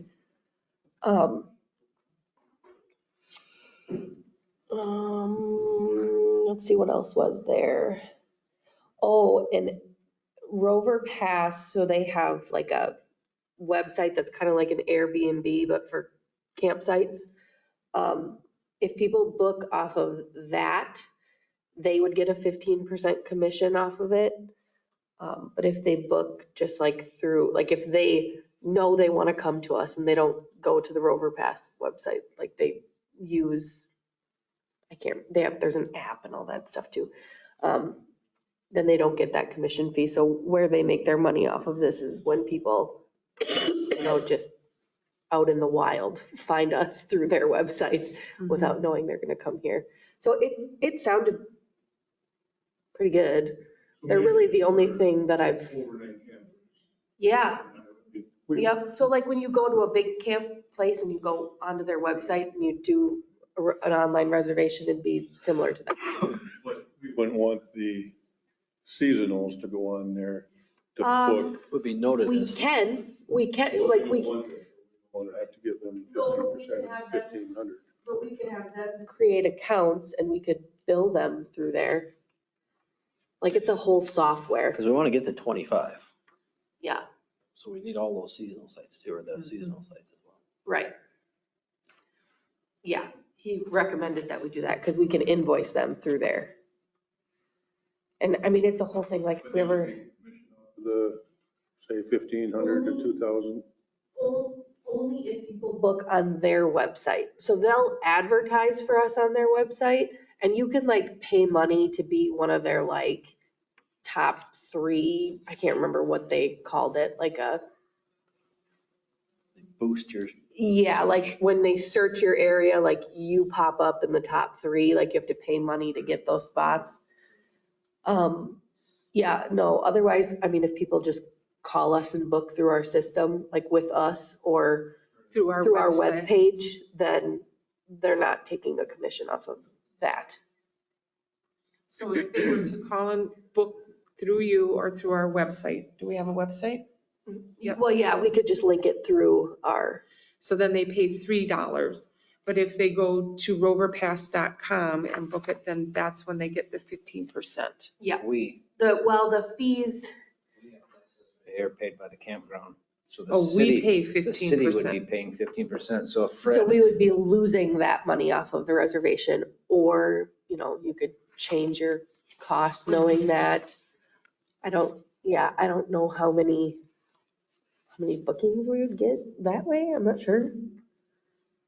2 concerns that I have right away is, 1, the fees. If somebody who's not tech savvy clicks on the wrong link through Google and they end up putting a seasonal site in there for, $5,000 for the thing. They wouldn't, we would map them in our system, but they wouldn't be available for people. Like I wish that you guys could have just been Be in the reserved. demo with me. It And I would did just this be like reserved two, value. I did this like 2 months ago, so it's not super fresh Oh, anymore. so we can claim those seasonals as sites, but they're not available to be No. booked through. Correct. Or like what he said we could do is like at the beginning of the season or the end of the season prior, we could go in and just book that site for the whole year. Like book it as a reservation or, because it's like a software. It's not just like a online program. Like it's an actual software that would be on my computer that I could do stuff with. And so I could actually go in and black the sites out so nobody could use them. That would change Donnie's way of reserving. Yep, so there would be an app that he could have on his phone so that correct, so he called it, so he would have some kind of access, so we could give him whatever kind of access we wanted to, so he could book things, he could cancel things, he could. That app and say, no, you can't go here. What Kim was saying, no, with that app, if we did that with Donnie, them other sites that we just talked about, they're kind of not very clear on what are the sites there, because there's no pads or anything. And Donnie kind of puts them in every which way. So he said, or you two were saying that if we went on that, we'd have to put some pads in there, you know, Yeah. like, I mean, they just have to be gravel pads, but more organized, so when people come in and read, they gotta know where to go. Or even just have A number. the numbers, yeah, because the people can pull up the map and view the map. They can, I mean, if they see, oh, this is the spot where spot 4 is, once they find the thing for 4, they know they can just pull in front of that. Just something to I think it's about. something that's needed at some point, whether it's now or later, but, you And know, this is, we could do this 1 year, and if it didn't meet our needs, then we're Yes, done with it. Yep, We I could go think- to somewhere or else. maybe you wait until the new campsites are in there. right. Well, I was gonna say, I mean, think about maybe next year, once we get the sites all in, and is there other companies that, I mean, this is a highly used camper. Yes. This is the one that I found that would make the most sense to us, because I'm not trying to make it super expensive and difficult for us. Yep. And I don't know if I'm just not looking at the right stuff, but I feel like there's not very many of these options out there. And if there are, they're crazy expensive. So this was kind of the cheapest / best rated one that I found. Concern I have is that we already have a huge waiting list. Everybody talks about how many people we got to expand the campground. We got to do this because we're waiting, all that stuff. This to me is just an advertisement for people who don't know about our campground. And it's obviously a software that makes it a lot easier to pay and stuff like that. But Yep. for me, and it's just because of personal experience recently, this is just putting Zumbrota on the map for just a bunch of people that don't need to know about us. I recently had identity theft and things like that. You get a campground blasted out there on some national wide camping thing, and before you know it, you got all sorts of Sure. issues that you don't need to have in just a tiny, quaint little 22 people, word of mouth only campground in the middle of a very nice city park that is very, very highly sought after. And now it's blasted out there on the internet, whether you try it for 1 year or not. It's now out there it's out there forever that there's a campground there. So that would be my big takeaway. And we could see, you know, if it's doable for Donnie to manage all of these sites without something like this. Yeah, if he, The problem is that, and I've had to answer this way before, you people say, we're coming in on this date, you know, is there a campsite available? Well, first come, first serve, you know, drive 300 miles and hope you get one. Right. You know, that's why the online reservation thing is needed. and Donnie has spent, he told me to put his phone number online this year. And he said he spent a lot of time on the phone this year. So he gets, because I'll get people that are like, well, I'm not going to come if I can't guarantee. So I'll be, okay, just call Donnie then and see what he says. That's why you're host, right? Is to do that. There's small businesses all over town that still do manual books and all sorts of stuff like that. They manage it just fine. Yeah. That's my only concern is you put online, you're out there forever. I do think we should revisit the cell phone for him thing. I thought we had voted on it, that we had approved it, and we wanted him to have one. And it was going to be routed through a Zumbrota phone number. We have an extra police one right now. Ooh, I know. what do you get weird phone calls on that one? Justin's. Yeah. We would. Couple years ago, then we talked about that. Right. And he doesn't have one? His own, Oh. his personal phone.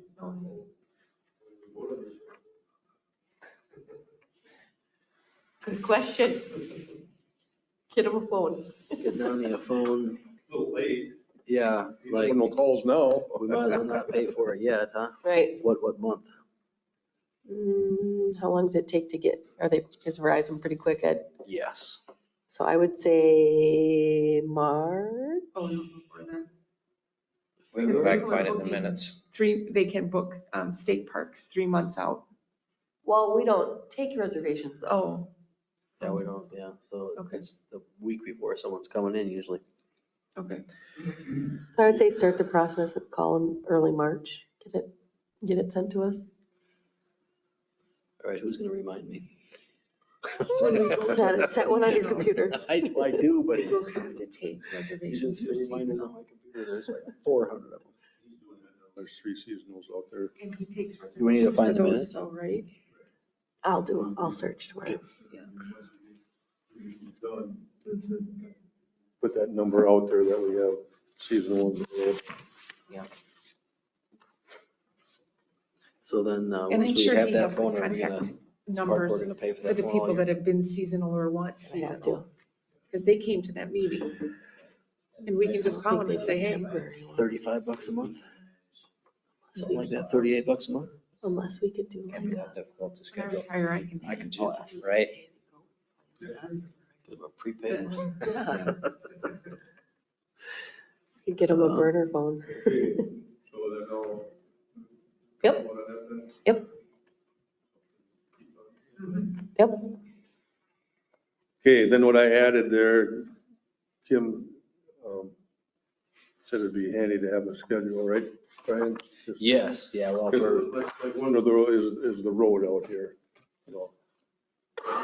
We talked about for a long time, but reason we've been putting it off because they haven't decided what they can do with the trestle because there'd be heavy trucks going in there. But I think we should put it on, you know, say a 5-year schedule that we want to do that in 2029 or whatever.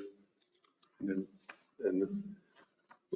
well, if we would have done it last year, it would have been $150,000, you know, by the time we do it, you know, I suppose they figure for inflation through that. But I would like to see Kim or tell Kim to put that on a schedule for, don't you think, Mike? I mean, even, we have it set for 5 years, but if the trestle isn't done by then, we still want to wait, we can still wait, but at least the majority of the funding would be this. you've got other initiatives you want to do, I'm sure, that need to be on there. And I took your list, I've got the beginnings of it. So what I did was I took your list and I put it in the, I think I used the streets deal, the way we put that together, you know, for dates and kind of that type of a model. But yeah, I'll have to run that back to you guys at some point here. Can we do Because that I at the don't know next meeting? everything. Sure we can. Yep. And there's still, But the trestle, like Fred said, you know, it's not that we haven't decided what we're gonna do with the trestle, it needs to be replaced. Mhm. We haven't decided when we can do it. Right. My thought is our best option for dollars is state bonding dollars. Well, we can't do that this year. We've got a $45 million request already there. Which is then it's gonna be 2 more years out because there's no bonding for another 2 years. You know, there are DNR grants as well. There's also congressionally directed spending, but we have to get on a MnDOT bridge replacement list, which I sent Bill another email on that one after Friday. who gets us on that list then? Well, the city engineer will have to help us go through the MnDOT representatives to do that. And Bill and I talked about that because we had a congressionally directed spending proposal put together for the trestle. Actually, it was one we submitted with the water looping. And we got the water looping ones, then we were going to gearing up to submit the trestle alone the next year. And then they slipped in this MnDOT bridge requirement, or this, you know, you have to be on the list for replacement. So the rules for congressionally directed spending, which is the old earmarks, changed from the 1 year to the next. And so that caught us off guard. So that was last year's. And so then now there's a push for the sanitary district to go for those dollars as well from each community to try and defray the cost to fee payers once we have the sanitary district here. So that pushes the trestle out a little farther again. So that leaves DNR grants. If we're going to do it soon, we'll have to try and pursue DNR grant, trails grant, or there's a couple other ones that could be, but there are federal outdoors grants as well, but yeah, it's a matter of just getting it going. So mainly what you like, I think the road, we just want to give her direction for bond, or not bonding, budgeting every year. Yep. So many How dollars much, per you year. know, well, we maybe need to get a little extra budgeting from the city, bring that over or whatever. Right? Is that what, so what is she, like saying, well, we'd like to do the road in 5 years? Is that what she's kind of looking for? Yes, yep, the road in 5 years or whatever it is, whatever else you want, and, lights at the softball field. I don't know.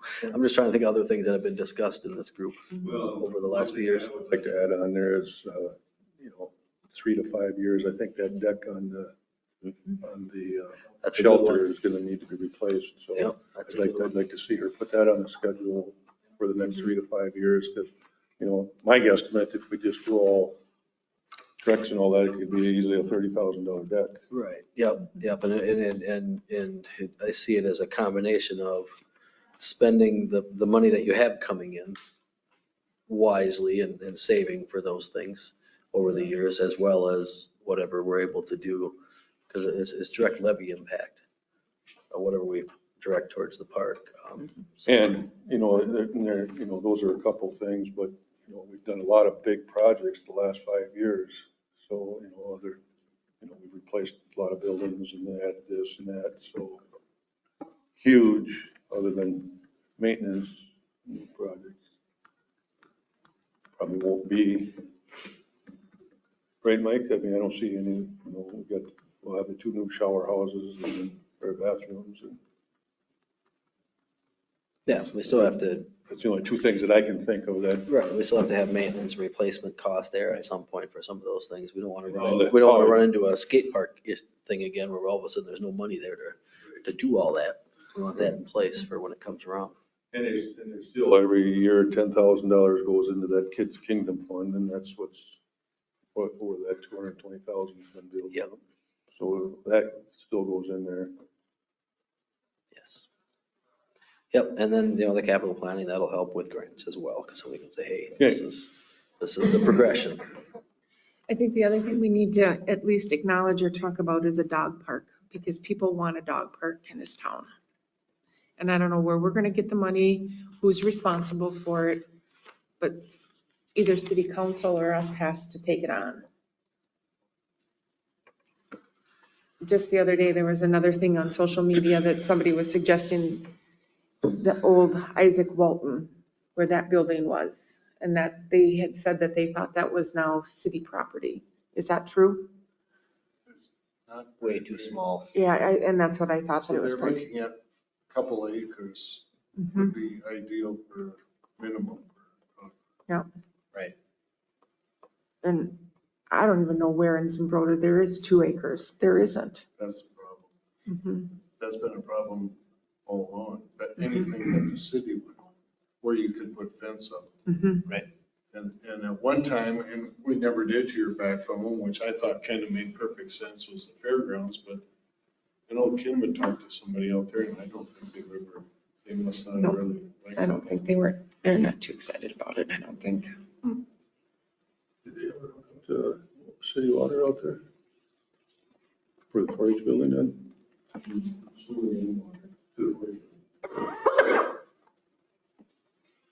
I know it's spendy, seems like there's a couple dead chunks of land out in the industrial park out there, I was just thinking about that too.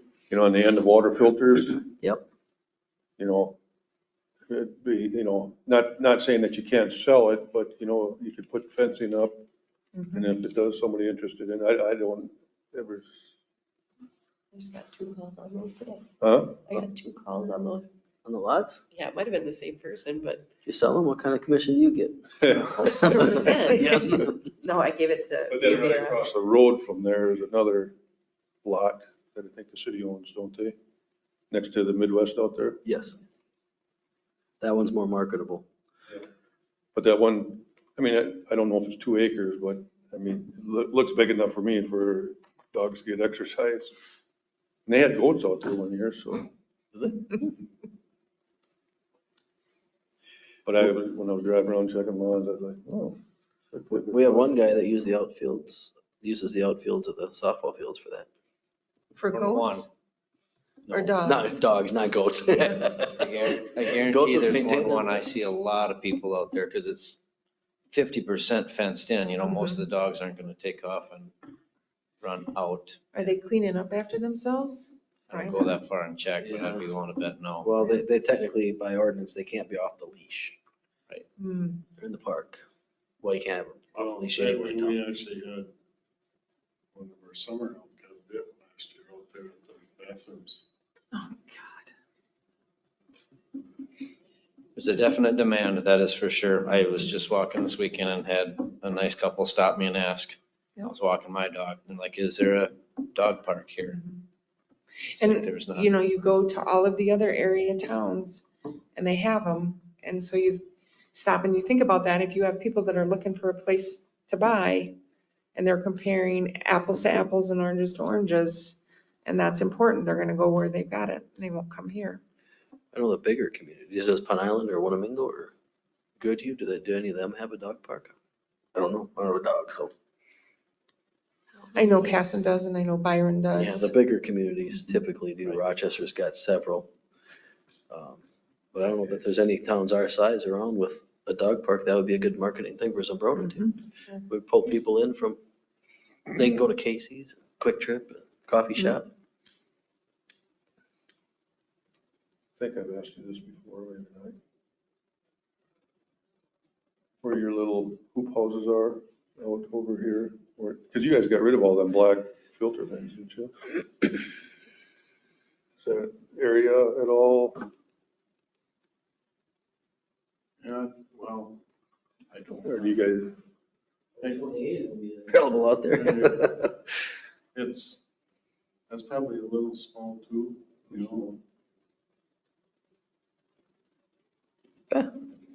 Worth a look, I guess, huh? Because ideally it would either be attached to the trails or be near parking. And that would be Well, parking right there. And Well, if that was there's- big enough, I thought there there's bathrooms out there, Yeah, we'd have to change the fence then to get back to the plant, because that's all fenced in, isn't it? yeah, I think you got a gate that rolls across.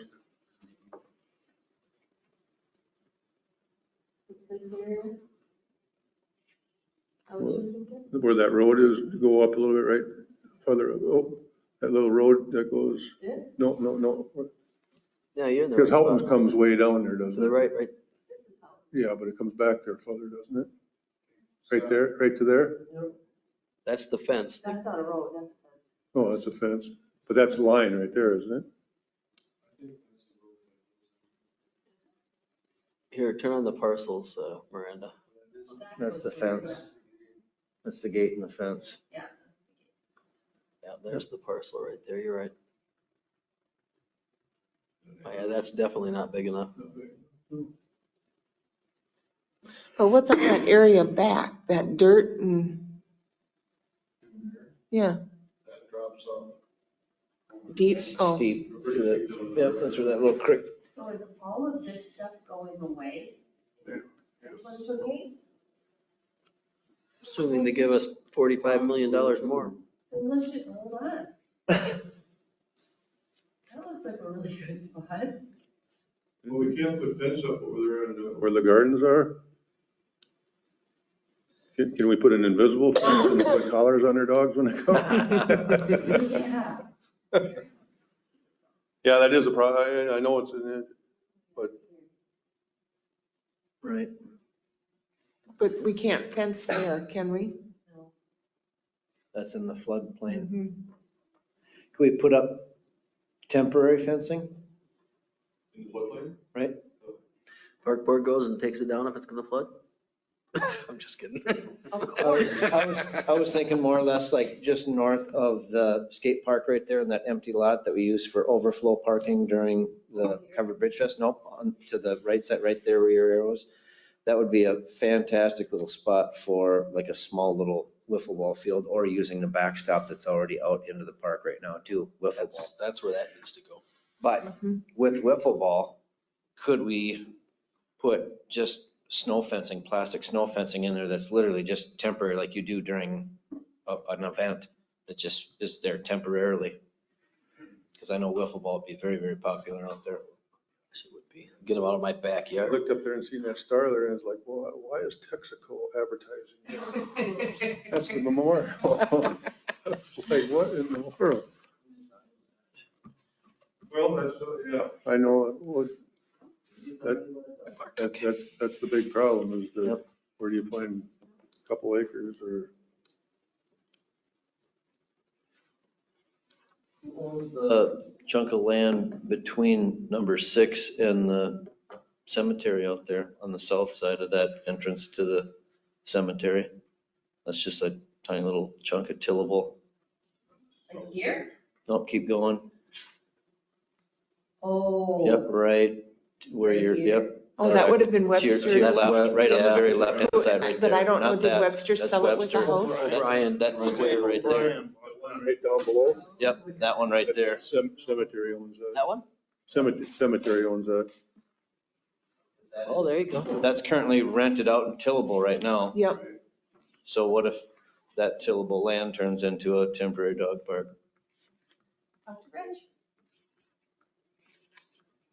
Is that the cemetery that owns it? Yeah. Pretty sure.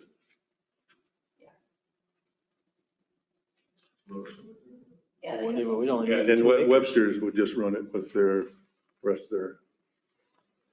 Yeah. Yeah, to put parking in. Yeah, there's no real parking. Whoever Webster's hired that plan. Well, now that O'Brien's on it, I wonder if the same people will. But is O'Brien gonna farm? Will it rent it out to the same people? Oh, right, yeah. I think it's Danny Burdick that runs it. Mm. Well, Rich comes in here often, because their records are here, so. What about, you said, just go up a little further to the left. Let's just fence the whole cemetery, then dogs can run around in there. Like up here? Keep going. Up. Okay, now to your left. Here? Yeah, 'cause that's all empty. That's fair. That's Fairgrounds. That's fairgrounds and that's planted usually. Right. It goes all the way back. It's Right. all Yeah, fair. they've got a bunch. They could do it. Did Fair buy all that back there? Yeah, this is all fair, Was that all Webster at one point too? probably. Webster or Tim Mack was running that this year. Magnuson. Still think fairgrounds is the ideal spot for that. You got parking right there. You got fences almost all done and nice. If you just, even the parking lot that borders up to Webster's right there, like the main grass parking lot straight across from that would make an ideal dog park. You just gotta figure out the fencing thing. You know how far back it goes, the road goes to, you know, the road goes to here. So you can talk to them about something here. But if you just look at the main parking lot from the 4-H building, which is in the upper right-hand corner there, like all that parking lot right there has got all brand new fencing along number 6. So all you really need is a fence that goes from the bottom left-hand corner of the 4-H building straight down to Webster's, and you got yourself a nice square chunk of dog park right But there they with use that parking. all year long, for, They're all here. times when you say. Right. can't have dogs in there. That's why even just taking this road back to here wouldn't be in the way of anything. So if we were They gonna, have 30 people there at one time. Talk to O'Brien, maybe he doesn't want to mow that whole chunk out there. Right?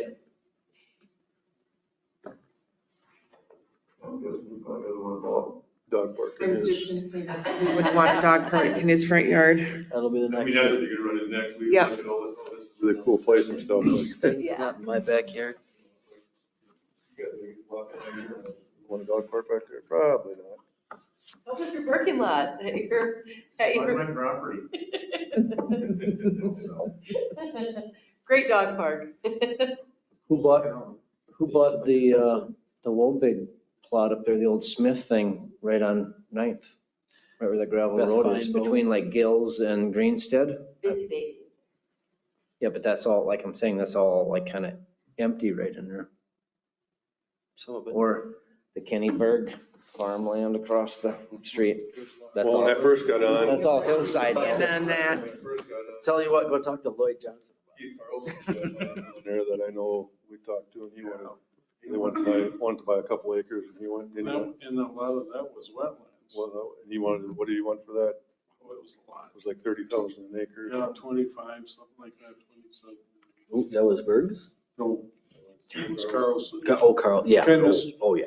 Kind of straight east of Willamere. Went straight up. Motivated. They've called me a couple of times. I think right now the best spot, that it wouldn't be residential, would be on the end of the water filters. I mean, you're not gonna, majority of the people aren't gonna want a dog park by the residential. You're gonna want it so it's walkable. I was gonna say, I'd rather have it so that I could walk my dog to it versus drive out there. As a dog owner. Getting picky now, jeez. That's what, when we first talked about this, well, we want this, we want to make it convenient. It's like, do you want a dog park or don't you? I don't hate this cemetery. Well, that's not- for the people who have here, It's a good exercise for Oh, your you dog. can walk. There's a no sidewalk that goes all the way out there. central There is a sidewalk that goes all the way There's out not there gonna be a now, central and you just walk down the road to There. the cemetery. That's central. we can't do anything like that. I think that was all, that's a legal thing there. Yeah. That was doing it. Nice This shot. is the old pool site where we used to have a municipal pool out there. We used to have a municipal pool. The one that's still right. Sorry, Brad. I think it's still there. I don't want a dog park No, there. Miranda's side yard. As a resident, I don't want a dog park there. I'm with you. Okay, well, drive around town and see what you find. But yeah, I don't know where we go with that. We always, this is the roadblock we always run into. Mhm. And I talked to Kim about it too often. I mean, she'd really like one and her thought is that she would like to, costs that are involved to raise the funds for it because, it's a small portion that the city should have to pay for. Yeah, it's a private thing, not a city thing. But, I mean, I talked about, she the same thing, but word to word, it's just. Well, that, long-term, that plant area wouldn't be be a bad idea. Where the sewer plant is now, some of that. Otherwise, yeah, what are we Plenty of doing? parking, What are we and doing? it is walkable there. The trail goes right between the fields, so it's got the best of both worlds there. Mhm. One side There's is other fenced already. amenities around. And that really is gonna go away. Part of the dollars is for decommissioning. Mhm. So where is all that water treatment going? New In Zabrota location. somewhere. Yeah, in our backyard where we don't want to have the dog park. Yeah, make up your mind. You want a dog park or? But the new treatment plants are nothing like this one. You won't It's even know gonna be it's- right next to the reservoir up there. Yeah, no, I Yeah. don't think so. No, I don't think But so. we could just put clean water in the ponds. We don't need a pool then. The dogs would like to swim in those Oh my God, ponds. that would be awesome for the dogs. Just have a You're lake. probably not gonna find anything right amongst town. I mean, would it be a bad thing to put something out on, I don't know, that we're looking In for the a dog park? future. that- Well, With the dog I park. don't necessarily, one of those lots out there temporarily. The problem is hopefully it goes away because hopefully we're selling those lots at some point. That's not. Now, if somebody wants to put something in there, it'll sell. The other one, the one with the road going through it, if we could use that, that would be best. The water filtration one, there's an easement right through that for their driveway. So that would be the best spot. Because that one might not sell for a while unless Miranda works her magic with people that call. Any city land, like at the end of Willamere, Dorothea out there, where we're potentially gonna expand and run that road through towards 4th Street or something? There's where we could- woods. Where we could potentially clear it and then use it as a dog park until the road is there? There's no city land out there. Gotcha. Oh, I see what you're saying. Like as Yeah, phase the one, you other gotta way. clear it anyway, and The then other for way, a yeah. summer and a half, you use it for a dog park to find out if it works, and then say, sorry, we're gonna put curb and gutter through here. Could Dog's we gotta make go. those water hole, I'm back at the sewer. Can we put trout in that, those water holding places? Ooh.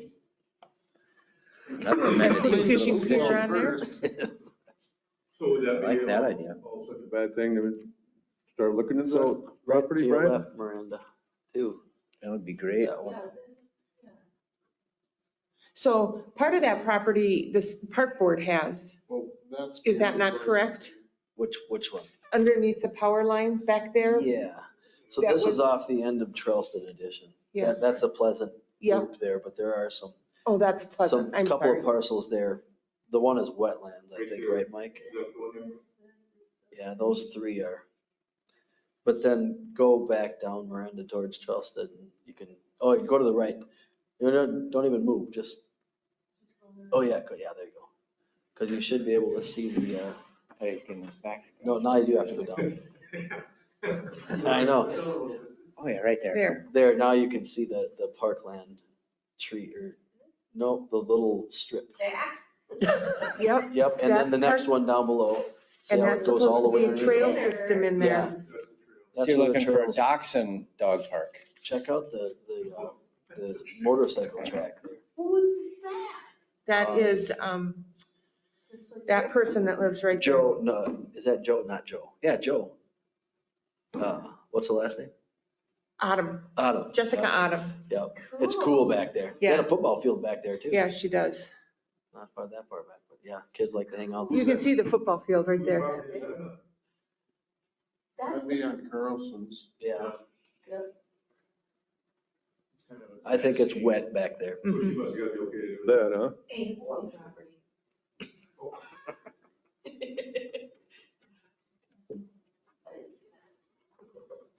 That's cool. I was wondering what that crop circle was. The rich part of town. Well, on top of that empty lot, that's where the So what- wastewater plant's going. What's your thought? No, it's not. No, it is not. Yeah, look at that. That empty, that's David Busby's lot, and he's not interested in selling. And I know that personally, because I want to buy that lot. What? What's he sitting on the lot for? He's waiting for the prices to go up and seeing how much I'll Oh, offer. and then he's gonna say, oh, then you're. How many, is that 2 acres? No, which one it's, is yours? it's 1 point something. Oh, close enough. Or which one is yours? I'm one this way, one down. Oh, where didn't she have a dog training thing in there? Yeah, I've got a dog garage. Well, how perfect. Dog park Oh, next hey, door. they come running I the want to basement. buy that and just make it green space and let the Just for city. your dog. No, I don't have a dog. I have no dogs. I just want it there empty. So, We want a house there. no, we don't. We'll just charge taxes as if there was a house there. Yeah, No. that's okay. I pay All a lot right. of taxes. Anything else? Yeah. Looking So for a motion to It's dismiss? nice to have I one think space. for the next meeting, we should talk about picnic tables. You want to get a couple more picnic tables? Oh, yeah. Two more left to get. And then December meeting? Did we Yeah. ever, we'll do that in the December meeting. And then we think we're going to have to do something with fire rings out there at campground too. I mean, we got pretty good use out of those old cement pipes, but they don't last with the heat. So just something to think about of getting something, I don't know what, metal one, I suppose, that, you know. so the state park has, we were in a state park this summer and they just have redone all of their fire rings. And we Googled them because they were really nice and they're about $250 to $300 a ring, but they're sunk down and then they have the cooking thing on it. So those were really nice. But we should look into that if we're going to do permanent spots. We should just get those put Well, in. And we have to have something. I mean, that's a Department of Health deal. Mhm. We didn't have that. And anything, did we? No, it's just something I was thinking of. Yep. About Yep. picnic tables, and we're gonna need something for fire rings out there. And, you know, them cement ones were fine. There was some old pipe out at the brush site, and we just cut them, but they don't mean, they're pretty crumbly already. Heat's hard on the sun, that's cement. Yeah. We should incorporate that into the plan. Yeah. Hey, this is not my fault. No. It was Always mine. is. I know you, It but always so if you figure we couldn't vote on anything last time, so it's only an hour and a half. We got 2 meetings into one. Vote anything on was still an Well, I'm hour. saying I think you're pretty good. I told them they usually went till 10. We got our solid I 2 think we got hours. done an hour early. You better adjourn it now, because it's 8 o'clock on the dot. You want to renege on that? You want me to go now? No, I don't. I'll sit here until 10 o'clock to keep you. Well, that's stretching it. Motion to adjourn. Second. Second to adjourn, all in favor? Aye. Opposed? Aye. Thank you. Thank you. Thanks, guys.